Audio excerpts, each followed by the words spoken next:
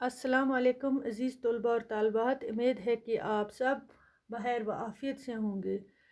پیارے بچوں، ہم 7ویں جماعت کا اردو پڑھ رہے ہیں۔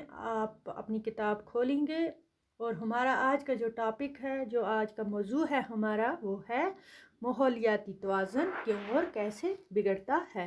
تو بچوں، کل ہم نے اس کا پڑھا تھا پہلے پیج۔ آپ اپنی کتاب کا پیج اس سبق کا کھولیں گے، کتاب کا پیج نمبر 12 آپ سامنے رکھیں، میں پڑھوں گی، آپ سنیں گے۔ تو بچوں چلو آج کے سبق ہم پڑھتے ہیں۔ بچوں، پچھلے 1-2.5 صدی میں انسانی آبادی جس رفتار سے بڑھی ہے، اسی رفتار سے انسان کی ضرورتیں بھی بڑھ گئی ہیں۔ ان بڑھتی ہوئی ضرورتوں کو پورا کرنے کے لیے پیداوار بڑھانے کی کوشش بھی تیز تر ہوتی گئی۔ اسی مناسبت سے ہر طرح کے قدرتی وسائل پر دباؤ بھی بڑھتا گیا۔ صنعتی انقلاب نے انسان کو مشینوں سے روشناس کرایا، جن کی مدد سے ہماری پیداواری صلاحیت کئی گنا بڑھ گئی اور اس طرح سے ہماری بڑھتی ہوئی آبادی کی ضرورتیں پوری ہو گئی۔ لیکن پیداوار کو بڑھانے کے لیے ہمیں زیادہ سے زیادہ خام مال کو استعمال کرنا پڑا۔ خام مال ہو گیا کچا مال، ٹھیک ہے بچوں۔ اس میں جو الفاظ آئے گا وہ آپ اپنی کاپی پہ ساتھ ساتھ نوٹ کریں گے، ٹھیک ہے بچوں۔ تحلیل آئے گا ایک لفظ، حل ہونا، گل جانا، صلاحیت۔ اس طرح سے ہماری بڑھتی ہوئی آبادی کی ضرورتیں بھی پوری ہو گئی ہیں۔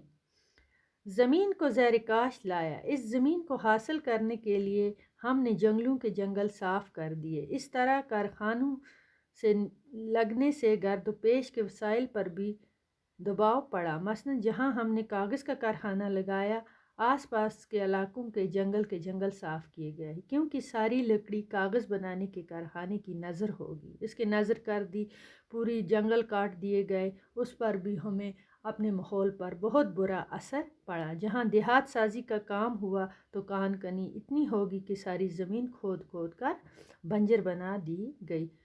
قدرت نے ماحول کے مختلف عناصر میں، مثلاً ہوا ہے، پانی ہے، جنگلات اور جانداروں میں ایک خاص طرح کا جو توازن قائم کیا تھا، وہ انسان کی بڑھتی ہوئی آبادی یعنی مشینی دور کی آمد سے بگڑ کے رہ گیا۔ تو بچوں، پہلے قدرت نے جو ماحول بنایا تھا اس میں مختلف قسم کا ہوا، پانی، جنگلات، یہ سب چیزیں جاندار، مگر اب جو توازن اس میں قائم کیا تھا یہ قدرت نے، تو انسان کی بڑھتی ہوئی آبادی نے، پھر نئی ٹیکنالوجی آ گئی، مشینی دور آ گئے، اس سے یہ سب کچھ بگڑ کے رہ گیا، یہی بولتے ہیں۔ تو بچوں انشاءاللہ آگے پڑھیں گے کل اس کا جو اس میں مشکل الفاظ ہیں، جیسے میں نے عنصر لکھایا، براہ راست لکھایا، اس کا مطلب ہے سیدھا، یہ نوٹ کیجئے۔ چلن ہو گیا چال، رفتار، اتلا ہو گیا کم گہرا، شفاف ہو گیا نہایت صاف، گندلا ہو گیا میلا۔ یہ آپ نوٹ کیجئے اپنی کاپی پہ، یہ مشکل الفاظ۔ کل انشاءاللہ اس سے آگے پڑھیں گے، آپ اسے اچھی طرح سے ریویژن کرنا۔ خدا حافظ۔